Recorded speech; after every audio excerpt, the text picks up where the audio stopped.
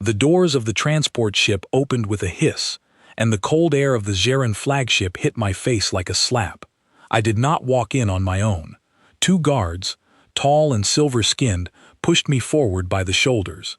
My hands were bound in front of me with a thin metal band that hummed against my wrists. Around me, cameras floated in the air, recording everything. This was not a wedding, this was a performance, and I was the prize being delivered. My name is Daniel Ashworth. 3 days ago, I was a logistics officer on a supply station near Mars, checking cargo manifests and complaining about bad coffee. Now I was being marched down a long silver hallway to marry a princess I had never met, from a species that had just conquered my planet without firing a single shot. They did not need weapons. They had something stronger: fear. The Zeran Dominion arrived 8 months ago with a fleet so large it blotted out sunlight over 3 continents. They gave humanity one choice: bow or burn. Our governments folded within a week. As part of the surrender terms, one human would be chosen to marry into the royal family, a symbol to the rest of the galaxy that Earth had been tamed. I was that human. Chosen by a lottery I never agreed to enter, pulled from a list of names without my permission, because refusing was never actually an option. The hallway opened into a massive chamber with a ceiling so high I could not see where it ended. Thousands of Zeran nobles stood in rows, their pale blue skin glowing faintly under the lights, their eyes narrow and sharp, watching me the way people watch an animal in a cage. I kept my head up. I did not know why. Maybe pride, maybe stupidity. Either way, I was not going to give them the satisfaction of watching me shake. At the far end of the chamber stood a raised platform, and on it, a figure much smaller than I expected. I had imagined the princess would be some towering, cold-faced ruler, wrapped in armor and judgment. Instead, I saw someone who looked almost lost standing there, dressed in robes far too formal for how young she appeared. Her name, I had been told during the short briefing before this ceremony, was WhenHFY, youngest daughter of the Zeran royal line. Youngest, and by every account I had heard, the least important. A minor player being used to insult my entire species. As I got closer, I noticed something strange. She was not looking at me the way the others looked at me. There was no triumph in her expression, no amusement, no cruelty. If anything, she looked tired, not tired like someone who had been up too late, tired like someone who had been carrying something heavy for a very long time and had stopped expecting anyone to notice. The guards stopped me at the base of the platform and forced me to my knees. I heard laughter ripple through the crowd. A translator device clipped to my ear crackled to life, converting the alien speech around me into English, though the voice was flat and mechanical, stripped of any real emotion. A robed official stepped forward, holding a data tablet glowing with symbols I could not read. He began speaking in a booming voice, and the translator fed the words into my ear one at a time. Let it be known across the stars that the species called human has accepted its place. Let this union stand as proof that even the proudest creatures can be brought to kneel. More laughter.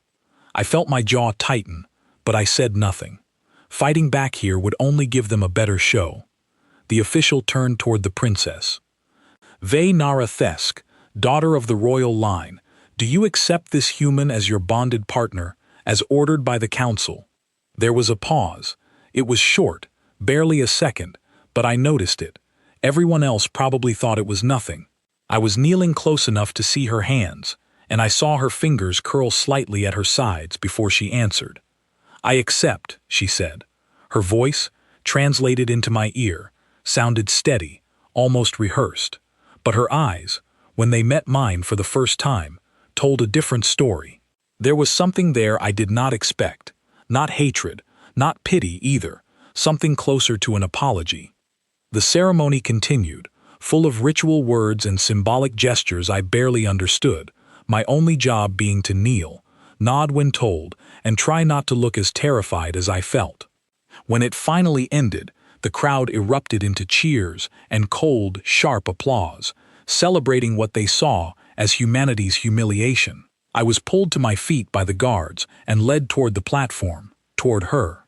Up close, she was even smaller than she looked from a distance, barely reaching my shoulder. Her robes were heavy with gold thread, clearly not something she had chosen herself. When the guards released my hands from the binding, she reached out, not to shake my hand the way humans do, but to place her palm briefly against my wrist, some kind of Jaren custom I did not recognize. Her skin was cool, almost like touching glass. "Do not react to anything I say," she whispered, so quietly the translator almost missed it, feeding the words into my ear a half-second late. "Everyone here is watching your face." I blinked, caught off guard, but managed to keep my expression neutral, the way I had been trained to during the endless briefings before this day. "They think this is a punishment for you," she continued, still whispering, still smiling outward for the crowd. "They think it is worse for me. Neither one of them is right." I had no idea what to say to that. Around us, nobles continued cheering, completely unaware that the two of us were having a real conversation in the middle of their celebration. "Smile," she said. "For them." I forced my mouth into something that probably did not look like a real smile, but it seemed to satisfy the crowd, because the applause grew louder. Guards escorted us both toward a smaller side chamber, away from the main hall, where the official ceremony finally ended and the political theater paused, at least for a moment. The moment the heavy doors closed behind us, sealing off the noise of the crowd, her posture changed completely. The careful, practiced calm dropped away, and she let out a breath like she had been holding it for hours. "You can stop performing now," she said, in a voice that sounded far more tired than the mechanical translation had let on earlier. "It is just us in here, for now." I studied her carefully, trying to read her the way I would read a difficult customer back on the supply station, looking for the angle, the trick, the thing she wanted from me. "Why did you do that out there?" The whisper, the warning. She looked at me for a long moment before answering. "Because you looked like someone who was about to do something foolish, and if you had, they would have killed you in front of everyone, and it would have changed nothing. So you saved me out of convenience." "I saved you because there are already enough dead humans," she said, and something in the way she said it made my stomach turn cold. "More than your people know." Before I could ask what she meant, the doors opened again, and a tall Zarin official entered, flanked by two more guards. He gave me a look of open disgust before addressing the princess in rapid, clipped speech that the translator struggled to keep up with. "Counselor Threx wishes to remind the princess that the human is to be kept in the eastern wing, separate from royal quarters, as befits his station," the translator finally managed. The official's tone made it clear exactly what he thought my station was. Vaynara's expression did not change, but I noticed her hands tighten slightly at her sides again. "Understood," she said simply. As the official left, she turned back to me. Her earlier openness had disappeared behind a more careful, guarded expression, as if she had remembered we were not really alone at all. Not truly, not with cameras and listening devices likely hidden throughout the ship. "They will watch everything," she said quietly. "Every word, every meal, every private moment. Do you understand?" I nodded slowly. I figured. "Then understand this too," she said, stepping closer, lowering her voice even further. "Whatever they tell you about why this marriage happened, do not believe it. Not yet, not until I can explain it properly. Somewhere they cannot hear us." Guards entered before I could respond, ready to escort me to my new quarters, separating me from the one person on this entire ship who seemed to be looking at me like an actual person instead of a trophy. As they led me away, I glanced back once and saw her still standing there, watching me go, her expression unreadable again, the mask of a princess firmly back in place. Walking down that long silver hallway toward my new prison, I kept thinking about what she said. More dead humans than we know. Whatever that meant, it did not sound like something a bored, unimportant princess would say just to unsettle a captured enemy. It sounded like a warning from someone who knew exactly how much danger we were both actually in, and had decided, for reasons I could not yet understand, that I was worth warning. I did not know it then, standing alone in a cold room somewhere deep inside an alien warship, staring at a ceiling I could not see the edges of. But that whispered warning in the middle of a cruel celebration was the first thread of something much bigger. A conspiracy that reached far beyond one arranged marriage, far beyond one humiliated planet. And whether I wanted it or not, I had just become part of it. My quarters in the eastern wing were smaller than I expected, a plain metal room with a narrow bed, a single window that looked out onto endless stars, and a door that locked from the outside. For the first few nights, I barely slept. Every sound made me tense. Footsteps in the hallway, the low hum of the ship's engines, the occasional distant voices speaking a language I could not understand without my translator. I kept replaying her words in my head. More dead humans than your people know. I needed answers, but nobody around me seemed willing to give them. The guards who brought my meals never spoke to me directly. They treated me the way you might treat furniture, something to be moved around and ignored otherwise. The only person who acknowledged my existence at all during those first days was an older Jaren servant named Alan, who was assigned to clean my quarters and bring supplies. He barely looked at me either, but one afternoon, while restocking a shelf, he muttered something under his breath that the translator caught before he seemed to realize I could understand him.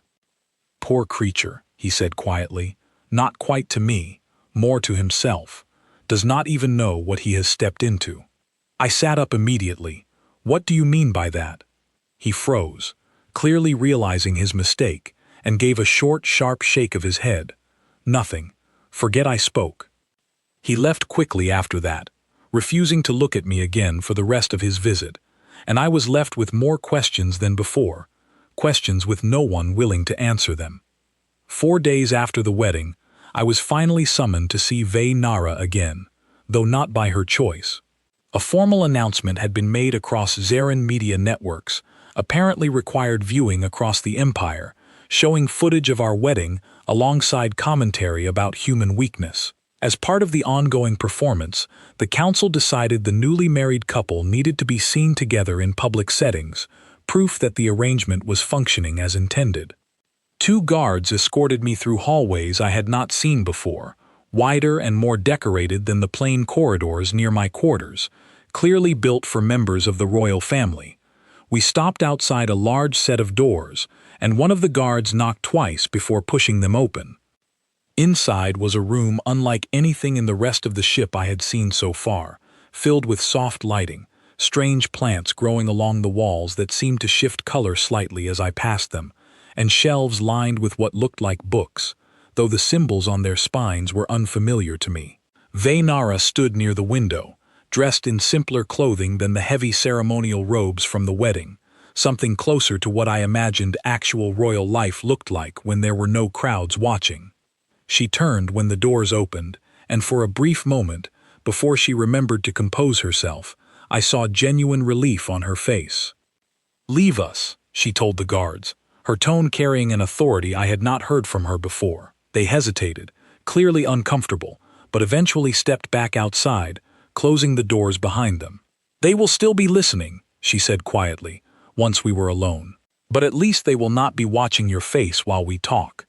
"Good," I said, "because I have questions, and I am done waiting for answers." She studied me for a moment, then walked over to a small table and picked up what looked like a thin metal disc, pressing it against the wall near the door. A faint hum filled the room, and the quality of the air itself seemed to shift slightly. "This will block most audio surveillance for a short time," she explained. "Not forever. We do not have long." "Then talk fast," I said. "What did you mean? More dead humans than we know?" She was quiet for a long moment, staring at the floor as if deciding how much to actually tell me. Finally, she looked up, meeting my eyes directly. "The council told your leaders that vassal status meant protection under Zaren law, resources shared fairly, a path toward eventual partnership. That is the story given to the galaxy, and to your government. But that is not what vassal status has meant for any species conquered before yours," she said. "I have read the reports, actual reports, not the ones released to the public. Species who accepted vassal terms in the past did not gain protection. They gained something the Council calls cultural dissolution, choktra. The phrase meant nothing to me at first. What does that actually involve? It sounds gentle when they say it, she said, her voice tightening with something that sounded almost like anger. Gradual removal of a species' independent identity until nothing remains that could resist Zarin control. Their language forgotten, their history erased. Eventually, their population thinned through what the Council calls natural attrition. I felt something cold settle in my chest. You are talking about extinction. I am talking about extinction dressed up in soft words, she said, because the Council has learned that outright destruction creates resistance across the galaxy, other species reacting badly to open slaughter. Slow dissolution creates no such reaction.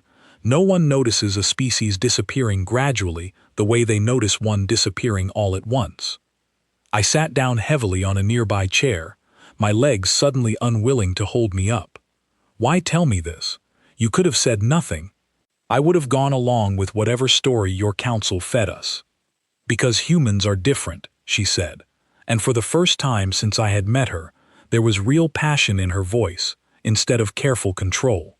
Your species should already be gone, according to every model the Council built.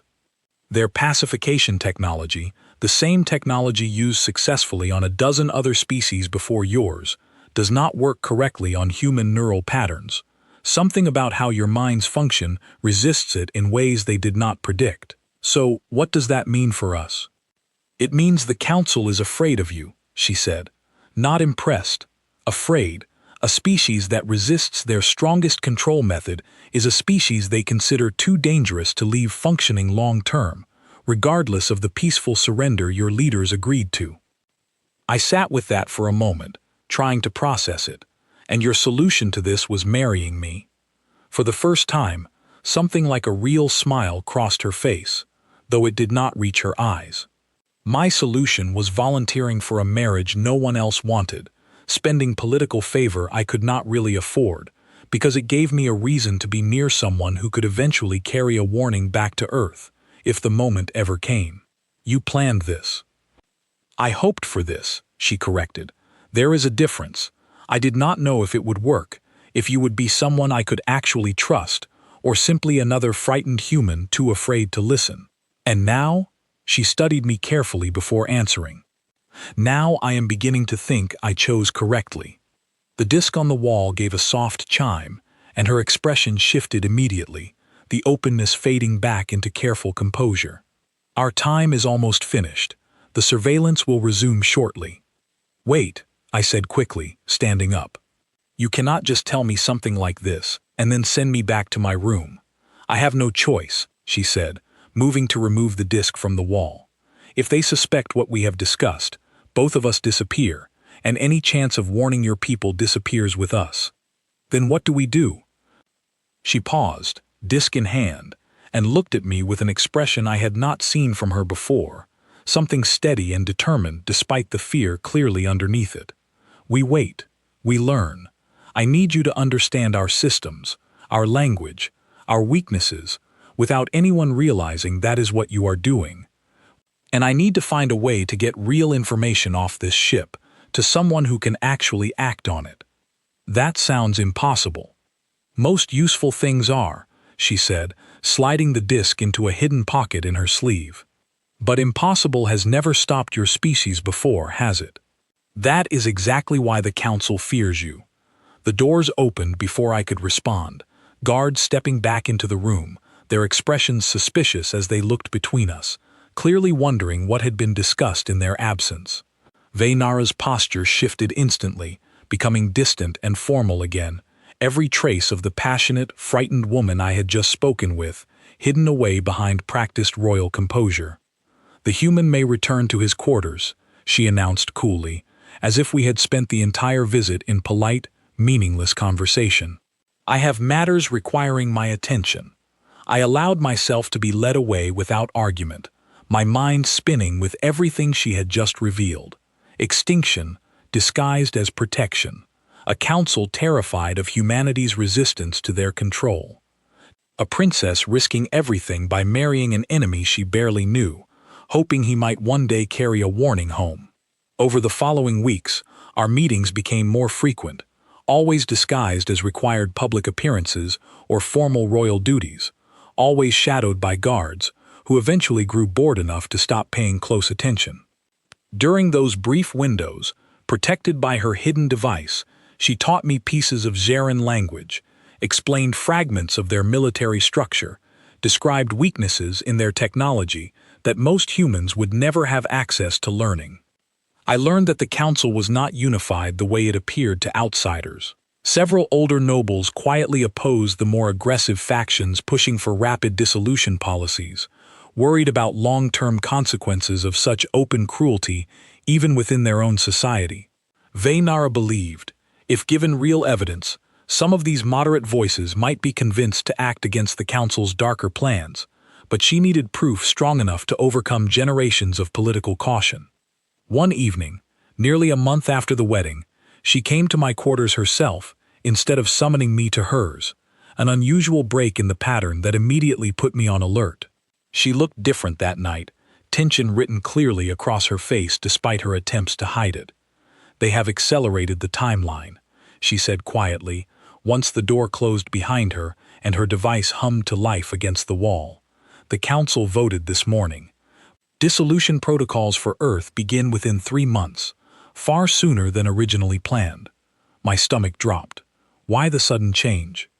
"Because your planet's resistance to their control technology has convinced them waiting longer only increases the danger," she said. "They believe acting quickly, before humanity fully understands what is happening, gives them the best chance of success." 3 months is nothing," I said, standing up, my mind racing through everything that would need to happen for any warning to actually matter. "We cannot possibly gather enough proof and get it back to Earth in that time. We have no choice but to try," she said, and I saw something in her expression that had not been there before, a kind of quiet, steady determination that told me she had already decided how far she was willing to go for this. "I have found a way to access restricted council communications, evidence detailing the true purpose behind dissolution protocols. If we can retrieve it and get it into the right hands, both on Earth and among moderate Zeran factions, we might still change what happens." "Might," I repeated. "Might is more than nothing," she said firmly, "and nothing is exactly what will happen to your species if we simply wait and hope the council changes its mind on its own." I looked at her for a long moment, this small, tired, determined woman who had married a stranger from a conquered species and risked everything she had to try and save that species from a fate her own people had designed. Whatever fear I still carried about this ship, this marriage, this entire impossible situation, it was joined now by something else entirely, a fragile, dangerous kind of hope. "Tell me what you need me to do," I said. For the first time since I had known her, she looked at me not like a captured human she needed to protect, but like a partner in something far bigger than either of us had originally understood. "I need you to trust me completely," she said, "because what comes next will require both of us risking everything we have left." I nodded slowly, and outside the small metal window of my quarters, the endless stars continued their silent watch, indifferent to the quiet, dangerous plan being formed in the room below them, a plan that would either save my entire species or destroy the both of us trying. The plan WhenHFY described that night sounded simple when she first explained it, but the closer we got to attempting it, the more I understood exactly how dangerous it truly was. Somewhere deep within the flagship, in a section reserved for council members only, sat an archive containing every classified record related to dissolution protocols, including the true intentions behind Earth's supposed vassal status. If we could copy even a fraction of those records, we would have proof strong enough to convince both moderate Zeran nobles and human leadership of what was actually coming. Getting there would require crossing through sections of the ship reserved exclusively for high-ranking officials, areas where a human prisoner had absolutely no reason to be present. WhenHFY had access as a member of the royal family, but even her presence there would raise questions if noticed at the wrong time, especially traveling with someone like me. There is a maintenance corridor, she explained, 3 nights after revealing the accelerated timeline, once again speaking quietly behind her hidden surveillance blocker. Built for repair workers, rarely monitored because it connects directly to restricted sections. If we move during the third watch rotation, when most guards change shifts and attention typically slips, we may be able to reach the archive without triggering alarms. May be able to, I repeated. That is not exactly reassuring. Nothing about this is reassuring, she said. But waiting brings us closer to a deadline we cannot afford to miss. Over the following days, she began teaching me everything she could about the ship's layout, using small sketches she quickly destroyed after each lesson, describing guard patrol patterns she had observed over years of living aboard various Xeran vessels. I memorized corridor names I could not pronounce correctly, hand signals for silent communication, and a handful of Xeran phrases meant to explain my presence if we were somehow stopped by lower-ranking guards, unfamiliar with royal protocol. If we are caught, I asked one evening, what happens to you? She did not answer immediately, which told me more than any words could have. Royal blood grants certain protections, she finally said, but those protections are not without limits, especially if I am found actively working against council directives. There are punishments reserved for exactly this kind of betrayal. And to me, her expression darkened, you would not survive it. I sat with that for a long moment. Then why are you still doing this? You could let this happen, stay safe, keep your position. No one would ever know you had another option. Because staying safe was never actually an option, she said quietly. Not really. If dissolution succeeds against your species, it becomes standard practice for every conquest afterward. There will always be another species like yours eventually, another people the council decides needs to disappear slowly instead of quickly. I refuse to spend my life watching that happen over and over while pretending I had no power to stop even one instance of it. Something about the quiet conviction in her voice settled any remaining doubt I had about trusting her completely. Whatever fear either of us carried, it was clear neither of us intended to let that fear stop what needed to happen next. 2 weeks after the accelerated timeline was revealed, we made our attempt. The third watch rotation began just after midnight by the ship's internal clock, a period Nara assured me offered the thinnest security coverage across restricted sections. She arrived at my quarters herself, dressed in simple dark clothing instead of her usual formal robes, carrying a small device I did not recognize. This will help mask our movement from internal sensors for a limited time, she explained quietly, attaching a thin strip to my wrist beneath my sleeve. It is not perfect. We still need to avoid direct guard contact entirely. We moved through the corridors near my quarters first, familiar territory that required little more than careful timing to avoid the occasional passing servant. The real challenge began once we reached the maintenance corridor she had described, a narrow, poorly lit passage that smelled faintly of machine oil and old metal, clearly not designed with comfort or aesthetics in mind. This connects to a service lift, she whispered, moving ahead of me with practiced confidence, clearly having walked this path before during less dangerous circumstances. It should take us close enough to the archive section that we only need to cross one monitored hallway on foot. The lift ride felt like it lasted forever, though it likely took less than a minute, both of us standing in tense silence as the small metal box carried us deeper into the ship. When the doors finally opened, Nara held up a hand, signaling me to wait, before stepping out first and checking both directions of the hallway beyond. Clear, she whispered. Move quickly. We crossed the monitored hallway with careful, measured steps, staying close to the walls where she explained sensor coverage tended to be weakest. My heart pounded loudly enough that I was almost convinced someone would hear it, but we reached the far end without incident, ducking into a smaller side passage that led directly toward a heavy sealed door. This is it, she said quietly, pulling a small key card from her sleeve, one she explained had taken considerable effort and risk to obtain without drawing attention to herself. Once we are inside, We will have limited time before internal systems flag prolonged unauthorized access. The door slid open with barely a sound, revealing a room filled with glowing terminals and storage units, rows upon rows of data archives stretching further back than I could see clearly in the dim lighting. Vaynara moved immediately toward a central terminal, her fingers moving quickly across unfamiliar controls. "Watch the door," she instructed, not looking up from her work. "If anyone approaches, signal me immediately." I stood near the entrance, every muscle tense, watching the empty hallway beyond while she worked behind me. Minutes passed slowly, each one feeling like an hour, until finally she made a small sound of satisfaction. "I have it," she said quietly. "Full council records related to dissolution protocols, including internal communications discussing Earth specifically." "Then let us go," I said, glancing nervously back toward the hallway. But before she could respond, a soft chime echoed through the archive room, followed by the sound of the outer door beginning to slide open.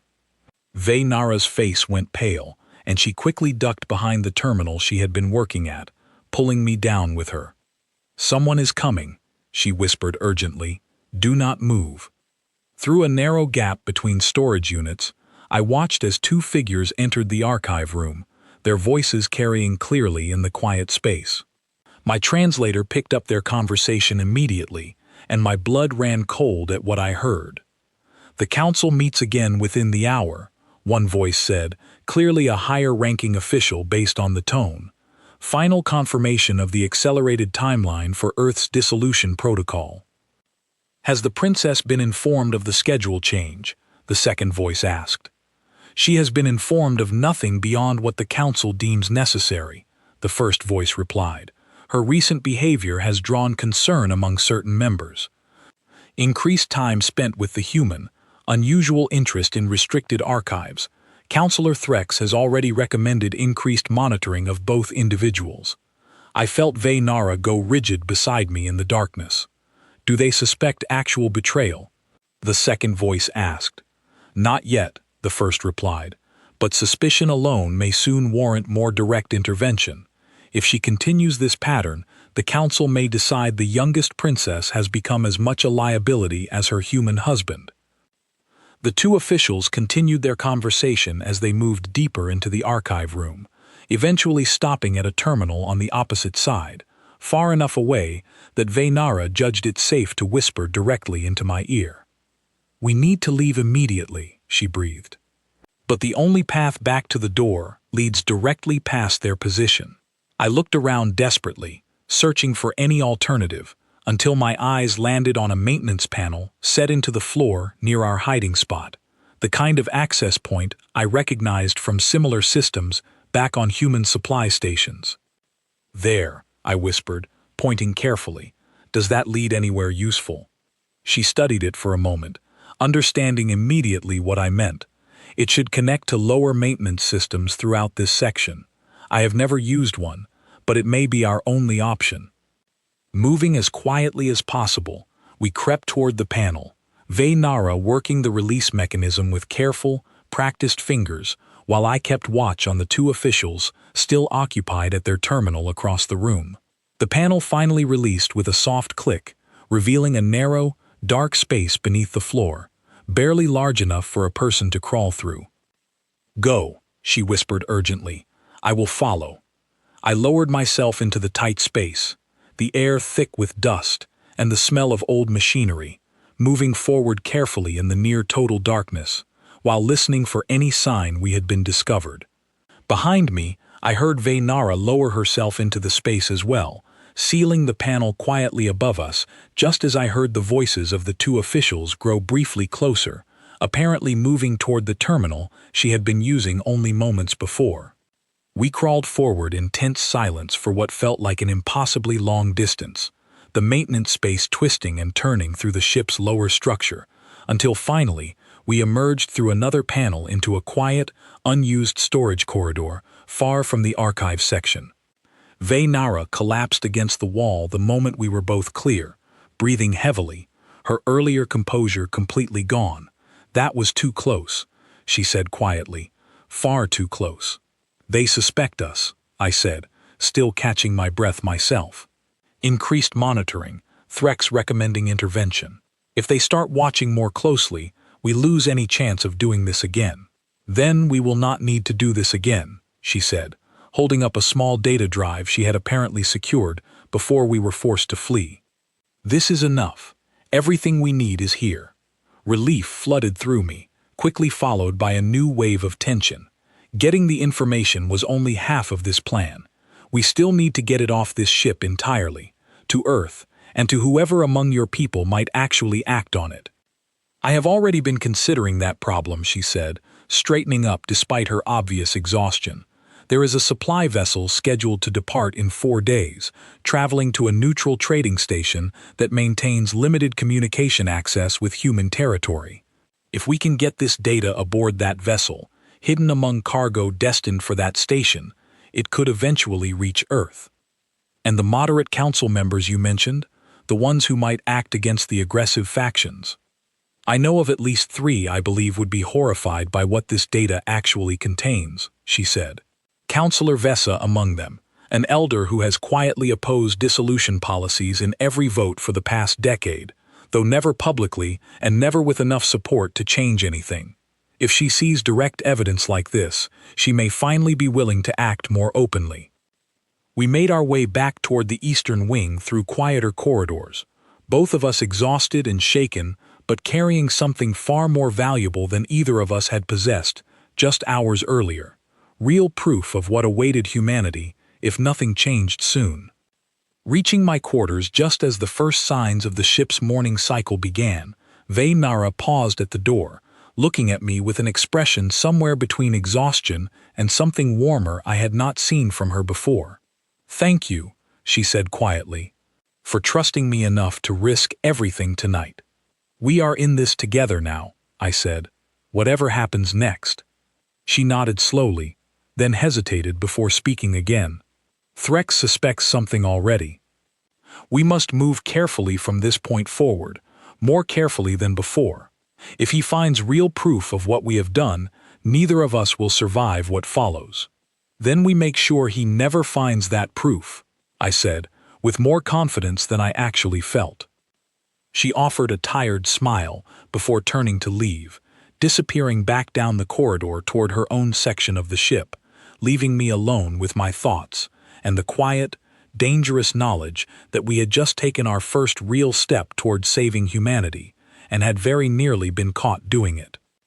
Over the following days, tension aboard the ship seemed to increase noticeably, guards patrolling with slightly more attention than before, servants speaking in hushed, careful tones whenever council matters were mentioned nearby. I could not be certain if this was simply my own paranoia after our narrow escape, or genuine evidence that suspicion around us was growing exactly as Nara feared. Either way, one truth had become clear beyond any doubt. Whatever chance we had of saving Earth now rested entirely on getting that stolen data safely off this ship, and getting it there before Councillor Threx or anyone else on the council discovered exactly what the youngest, supposedly least important princess of the Zarin Dominion had truly been planning all along. 4 days is not very long when you are waiting for something that could decide the fate of an entire planet. Every hour that passed felt heavier than the last, each meal delivered by a silent guard, each patrol passing my door, each distant sound in the corridors outside my quarters carrying the weight of possible discovery. I tried to keep my behavior as normal as possible, though I honestly had no idea what normal even looked like anymore, for a human married into an alien royal family under suspicion of betrayal. Nara visited only once during those 4 days, briefly, formally, surrounded by guards who watched our every movement with sharper attention than before. She said almost nothing of substance, sticking to careful, meaningless royal conversation clearly meant for whoever might be listening. But as she turned to leave, she pressed something small and cold into my palm during a moment when the guards were distracted, a tiny data chip no larger than a fingernail. "Guard this with your life," she whispered, so quietly I almost missed it. "If something happens to me, this must still reach the supply vessel." I did not have time to ask what she meant by, "if something happens to me," before she was gone again, escorted away by guards whose presence felt less like formality now and more like genuine surveillance. That night, alone in my quarters, I turned the tiny chip over in my fingers, understanding immediately what she had done. A backup copy, hidden separately from the original data drive, insurance against the very real possibility that one or both of us might not survive what came next. The next 2 days passed in tense silence. No visits from Vaynara at all. No communication of any kind beyond the usual silent guards delivering meals. I began to fear the worst, imagining every possible disaster that could have happened, from discovery by Counselor Threx to something far more permanent. By the third night, unable to bear the silence any longer, I found myself standing near the small window of my quarters, staring out at the same endless stars that had witnessed everything since my arrival on this ship. That was when the door finally opened, not with the usual pattern of a scheduled visit, but suddenly, urgently, revealing Vaynara herself, alone, without guards, her expression tight with barely controlled panic. "They know," she said immediately, closing the door behind her. "Threx has evidence linking us to the archive breach 3 nights ago. A guard reported unusual sensor activity near the maintenance panel we used."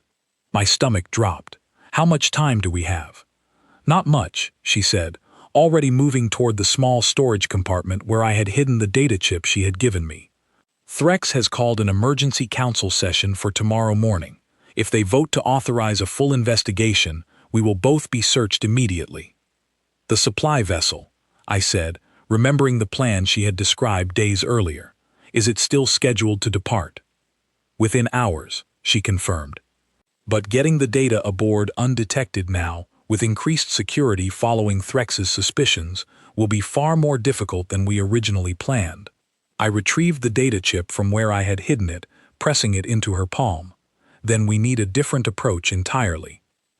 She thought quickly, pacing the small room, clearly running through options I could not begin to understand, given my limited knowledge of the ship's systems. "There is one possibility," she finally said. "Risky, but perhaps our only remaining option given the time we have left. Tell me." "Counselor Vessa," she said, "the moderate elder I mentioned before. If I can reach her directly tonight, show her this evidence myself, rather than relying on it eventually reaching Earth through the supply vessel, she may act immediately rather than waiting for outside confirmation. You said she has never acted publicly before, despite opposing dissolution policies for years." "She has never had proof this direct before," Vaynara replied. "Reports and rumors are easy to dismiss. Actual Council communications detailing the true purpose behind Earth's dissolution, in the Council's own words, are far harder to ignore. And if she refuses to act, or reports you to Threx instead?"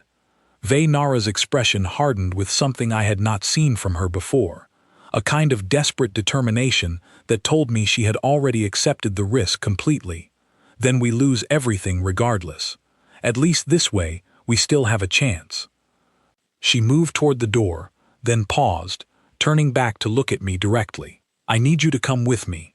If Vessa sees both of us together, presenting this evidence as something we uncovered jointly, human and Zarin, working against a shared danger, it may carry more weight than my word alone." I did not hesitate. "Then let us go." We moved quickly through corridors. Vaynara clearly knew far better than the maintenance passages from our previous journey, this time taking a more direct route through sections of the ship reserved for senior council members.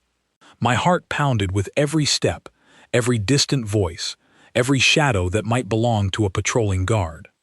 We reached a set of ornate doors far grander than anything I had seen elsewhere on the ship, and Vaynara knocked with a specific pattern, 3 quick raps followed by a pause and one final knock. After a tense moment, the door opened to reveal an elderly Zarin woman, her pale blue skin marked with faint silver lines that I would later learn indicated significant age and status within their society. Her sharp eyes moved immediately from Vaynara to me, narrowing slightly with obvious surprise. "Princess," she said, her voice carrying genuine confusion. "What brings you here at this hour, and with your human husband no less?" "Counselor Vesa," Nara said quickly, her voice low and urgent. "I need only a few minutes of your time. What I have to show you cannot wait until morning." Vesa studied her for a long moment before stepping aside, allowing us both into a room filled with ancient-looking artifacts and shelves of physical records, clearly the private study of someone who valued tradition deeply. "You have 5 minutes," she said, closing the door behind us. "Speak quickly." Nara produced the data chip immediately, along with a small reader device she must have retrieved earlier, connecting it to a nearby terminal with practiced efficiency. "This contains direct council communications regarding dissolution protocols for the human species," she said. "Their true purpose, described plainly by the council members who authored them." Vesa's expression remained skeptical as the data began displaying on the terminal screen, but as she read further, scrolling through document after document, I watched her expression shift slowly from doubt to something far darker. "This cannot be accurate," she finally said, though her voice lacked conviction. "The council presented this as protective vassal integration, nothing more." "Read the internal communications specifically," Nara urged. "Not the public statements, the council's own words to each other, describing exactly what dissolution actually means and how quickly they intend to implement it." Vesa continued reading in tense silence for several more minutes, her expression growing more troubled with each passing moment, until finally she sat back heavily, staring at the terminal as if she could not quite believe what she had just seen. "I suspected something was being hidden," she said quietly, more to herself than to us. "I have opposed the aggressive factions for years, sensing something wrong beneath their careful language, but I never imagined the true extent of it was this severe." "Will you act?" Nara asked directly. "Bring this evidence before the full council, before the accelerated timeline begins." Vesa was quiet for a long moment, clearly weighing the enormous risk of what was being asked of her. "If I present this evidence, Threx and his allies will immediately question how it was obtained, and by whom." "Then let them question," Nara said firmly. "I am prepared to accept whatever consequences follow from my actions, if it means preventing what this data describes." Vesa looked between the two of us for a long moment, something shifting behind her sharp, ancient eyes. "You understand what you are asking of me, opposing Threx and the aggressive factions publicly, based on evidence obtained through methods that will certainly be labeled as treason." "I understand completely," Nara replied. "And I am asking regardless, because the alternative is watching an entire species disappear slowly while we all pretend it is something gentler than what it actually is." Something in Vesa's expression finally softened, years of careful political caution giving way to something more decisive. "There are others among the council who share my concerns privately, though none have ever spoken openly. If I present this evidence carefully, framing it as newly discovered information rather than revealing exactly how it was obtained, we may be able to force a genuine debate before the timeline proceeds." "That is all I am asking," Nara said, visible relief washing over her features for the first time since arriving at Vesa's door. "I make no promises about the outcome," Vesa warned. "Threx and his allies are powerful, and the aggressive factions have controlled council policy for generations. But I will bring this before the full assembly tomorrow morning, before any investigation into how it was obtained can be completed." We left Vesa's quarters just as the ship's early morning cycle began, exhausted but carrying something that felt, for the first time in weeks, genuinely close to real hope.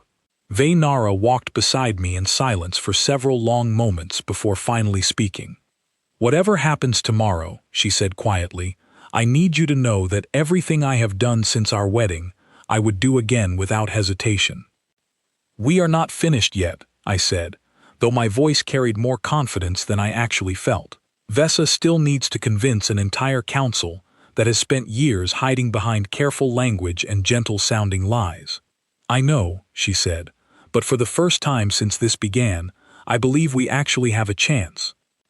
As we returned to our separate quarters, both preparing for whatever the coming council session might bring, I found myself thinking about how far we had traveled since that humiliating wedding ceremony weeks earlier, from a marriage designed purely to insult a conquered species, to two people from entirely different worlds risking everything together to prevent a horror neither of us could have imagined facing alone. Whatever happened next, I understood clearly now that this fight was no longer simply about saving my own species. It had become something larger, a question of whether cruelty disguised as policy could finally be exposed and stopped, not through force or war, but through truth finally reaching the people with the power to act on it. I did not sleep at all that night. Every time I closed my eyes, I saw Vessa's troubled expression as she read through the stolen records, and heard Threx's cold voice from the archive room describing increased monitoring of both me and Nara. By the time the ship's morning cycle fully activated, filling my quarters with the same artificial light it used every day, I felt more exhausted than if I had not slept at all. Guards arrived earlier than usual, their expressions unreadable as they informed me I was required to attend the full council session scheduled for that morning, an unusual demand given that I had never been summoned to any official proceedings before. My stomach tightened with immediate suspicion. Either Vessa had already brought the evidence forward, or Threx had moved first, and either possibility meant everything might already be decided before I even understood what was happening. The council chamber was larger than any room I had seen on the ship so far, tiered seating rising in a wide circle around a central platform, filled with what looked like every significant Zarin noble currently aboard the flagship. Nara was already present when I arrived, standing near the platform's edge, her expression carefully neutral despite what I could tell was intense tension beneath the surface. Councillor Threx stood near the opposite side of the platform, flanked by several allies whose expressions carried open hostility whenever their eyes landed on either of us. Vessa sat among the elder councillors, her posture straight and controlled, giving nothing away about what she might have already decided to do. A booming voice called the session to order, and the chamber fell into tense silence as the presiding official began speaking, his words filtering through my translator with mechanical precision. "This emergency session has been called to address two matters," he announced. First, allegations raised by Councillor Threx regarding unauthorized access to restricted archives, potentially involving the Princess Nara Thesk and her human husband. Murmurs rippled through the assembled nobles, and I felt Nara tense beside me, though her expression remained carefully composed. Second, the official continued, evidence brought forward by Councillor Vessa, which she claims bears directly on the current dissolution timeline for the human species. My heart pounded as Threx stepped forward immediately, his voice sharp with barely contained anger. "The timing of these two matters is not coincidental," he said. "I have evidence suggesting the princess and her human husband accessed restricted archive systems 3 nights ago, precisely the type of records Councillor Vessa now claims to have discovered through unspecified means." Vessa rose calmly, unaffected by the accusation directed her way. "The origin of information does not change whether that information is true," she said, her voice carrying the weight of decades of political experience. "I ask the Council to examine the evidence itself before concerning ourselves with questions of process." Threx's expression darkened further. "This is exactly the kind of manipulation I warned this council about. A princess conspiring with her human husband, feeding stolen information to sympathetic allies in order to disrupt policy that has already been properly authorized." "Then let us examine this stolen information together," Vessa replied evenly, "and determine whether the true crime here is theft or whether the true crime is what this council has been planning to do while calling it something gentler." A tense silence fell over the chamber as Vessa gestured toward a large display that activated behind the central platform, the same council communications Nara had shown her days earlier, now displayed for the entire assembly to see. Murmurs turned to genuine shock as nobles began reading through the documents, many clearly seeing this information for the first time. "This is fabricated," Threx said quickly, though his voice carried less certainty than before. "Manipulated records designed to embarrass this council and undermine legitimate policy decisions. Then explain the authentication markers, Vesa said calmly, gesturing toward specific sections of the display. Council seal verification, timestamp records matching official session logs, direct quotes attributed to specific counselors who are seated in this very chamber right now. If this is fabricated, I invite anyone present to explain how such precise fabrication would even be possible. Several older nobles leaned forward, studying the display with expressions of growing concern, clearly recognizing details that would be extremely difficult to falsify convincingly. I glanced at Vaynara, who remained perfectly still beside me, her eyes fixed on the unfolding scene with an intensity that betrayed just how much rested on this exact moment. A counselor I did not recognize stood slowly, an elder with markings similar to Vesa's, indicating significant age and standing. "I recall this specific session," he said quietly, his voice carrying clearly through the now silent chamber. "I recall these exact words being spoken, though I confess I did not fully understand their implication at the time." More murmurs rippled through the assembly, and I watched Threx's expression shift from anger toward something closer to genuine alarm, as he realized the evidence was not simply being dismissed the way he had clearly expected. "Even if these records are authentic," Threx said, his tone shifting tactics, "the methods used to obtain them were clearly illegal, an act of betrayal against this council by a member of the royal family herself.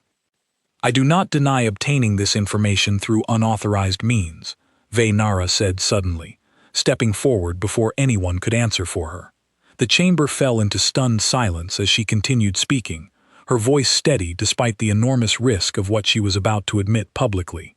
"I accessed the archive myself, along with my husband, because I believed, and still believe, that this council's own citizens deserve to know the truth behind policies being carried out in their name."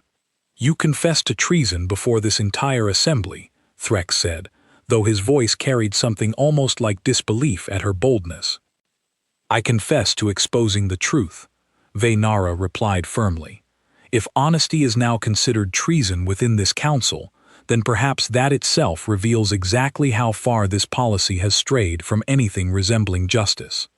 The chamber erupted into overlapping voices, nobles arguing among themselves, some clearly horrified by what they had just read, others defending Threx's position with equal passion. The presiding official called repeatedly for order, and it took several long minutes before the chamber finally settled back into tense, uneasy silence. Regardless of motivation, Threx tried again, though his confidence had clearly weakened. "The methods used remain illegal, and the princess must face consequences for such a serious violation of council protocol." Vesa rose again, her voice cutting through the tension with calm authority. "Perhaps consequences are indeed warranted," she said, "but before this council decides punishment for the method of discovery, I believe we owe it to ourselves and to every citizen this council claims to represent, to properly address what was actually discovered." She turned slowly, addressing the assembled nobles directly rather than simply arguing with Threx. "For years, I have quietly opposed the aggressive factions guiding our conquest policies, sensing something troubling beneath careful language and gentle-sounding terminology. I never imagined the true extent revealed by these records, describing not integration, not protection, but the deliberate, gradual extinction of an entire species." More murmurs, quieter now, more troubled than before, as her words settled over the chamber.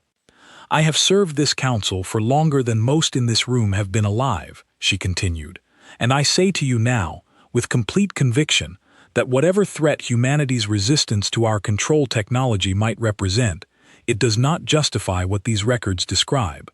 We are not a species that survives through slow, hidden cruelty disguised as policy. We survive through strength, through honesty, through the courage to face genuine threats directly, rather than eliminating them through methods too cowardly to even name honestly." Silence fell over the chamber, heavy and complete, as her words hung in the air.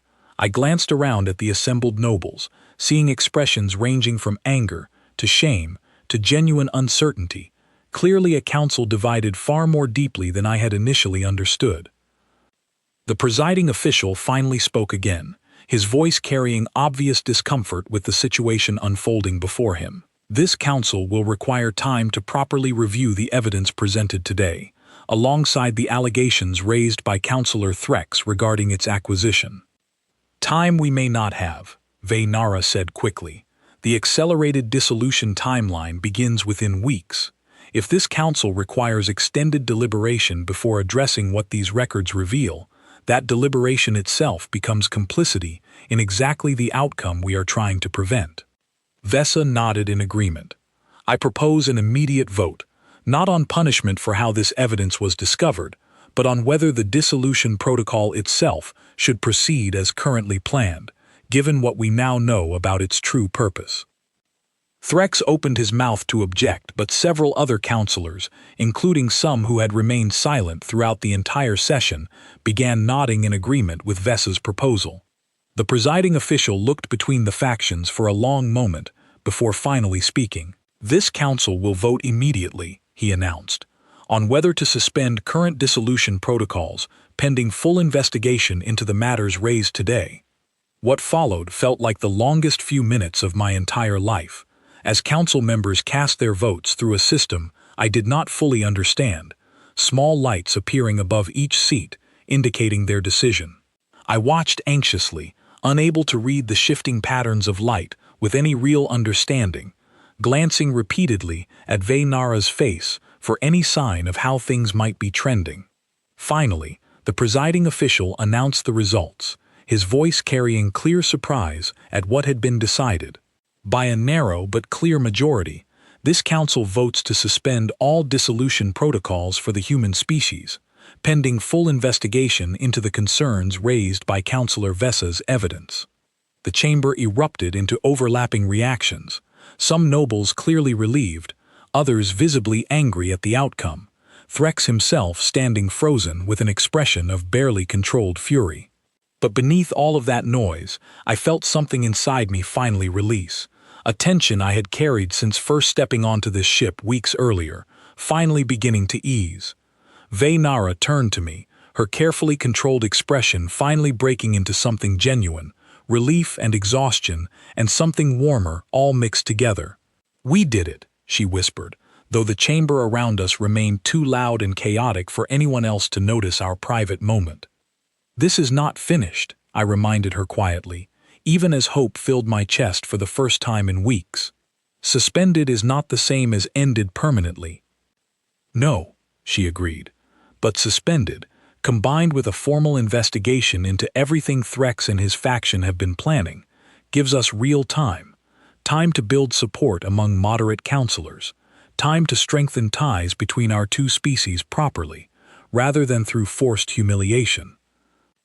Over the following weeks, the investigation Vesa had proposed began uncovering far more than just the specific plans for Earth, revealing similar dissolution protocols, planned or already implemented, against several other conquered species throughout Jaren territory.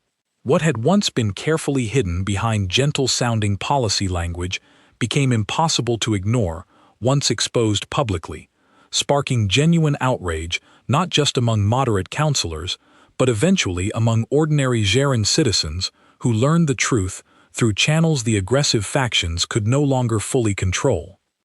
Threx and several of his closest allies faced formal charges within 2 months, their positions on the council stripped entirely, as evidence of their true intentions became undeniable even to those who had previously supported their policies out of caution or fear.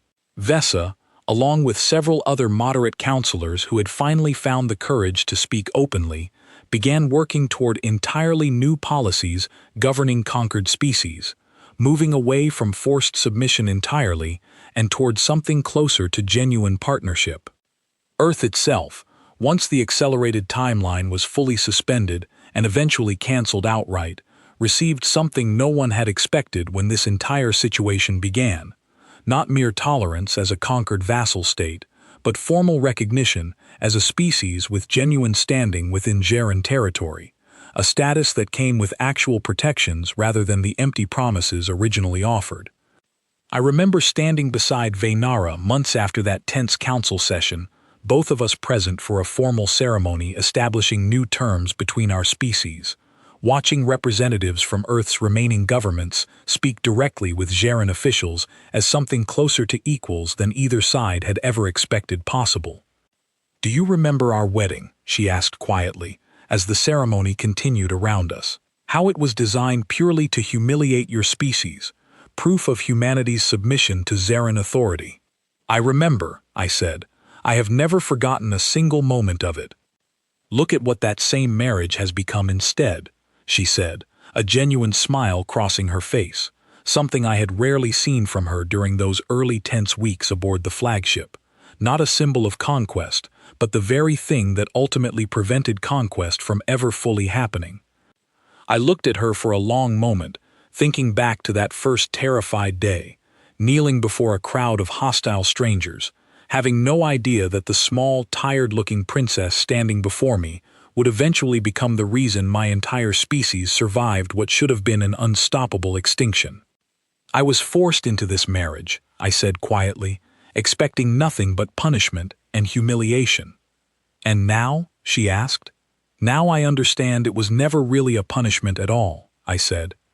"It was the beginning of something neither of us could have predicted, something that changed everything, not just for me, not just for you, but for every single person on my entire planet." She reached out, taking my hand the way she had during our very first meeting, though this time there was no need for careful whispers or hidden surveillance blockers, no fear of hostile crowds watching for weakness. Just two people from entirely different worlds, standing together, having proven that even the most impossible situations could sometimes become something worth genuinely celebrating. Whatever challenges still remained ahead of us, building real trust between two species with such a difficult beginning, addressing the aftermath of policies that had already harmed others before Earth's warning came in time, I understood clearly now that we would face them together, not as conqueror and conquered, not as prisoner and captor, but as partners who had already proven, through everything we survived together, exactly how much could be accomplished when someone finally chose truth over easy, comfortable silence. Humanity did not survive because we were the strongest species the Xeran Dominion had ever encountered.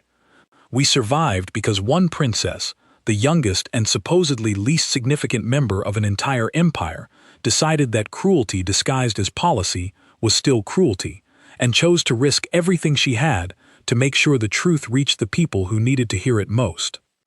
And I survived, and found something I never expected to find within a marriage that began as nothing more than a cruel, public humiliation, because when everything else about that terrifying first day is long forgotten, I will always remember the moment a small, tired princess looked at me across a crowd of hostile strangers and decided, for reasons that took weeks to fully understand, that I was someone worth saving after all.